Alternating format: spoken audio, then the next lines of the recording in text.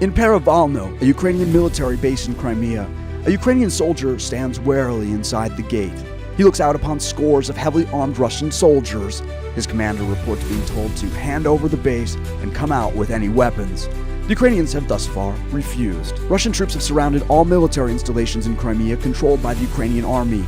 Moscow's funneled thousands of troops to Crimea, claiming that the peninsula's Russian-speaking population is under threat from Ukraine's new interim government. What is Crimea? It's a peninsula on the north coast of the Black Sea that was part of Russian territory until 1954.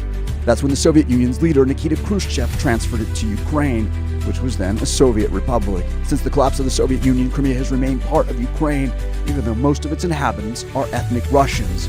Crimea is also home to Russia's Black Sea Fleet. How much of Crimea is now controlled by Russia? At this point, all of it.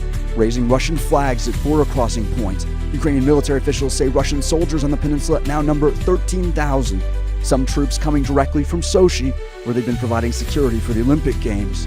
Russia's also amassing armed military vehicles on its side of the sea crossing that separates Crimea from Russia, increasing the pressure on Ukrainian forces that are now effectively cut off from the mainland and the leadership they're pledged to serve. The Russian movement suggesting that Russia plans to stay in Crimea for the long haul. That's the short answer.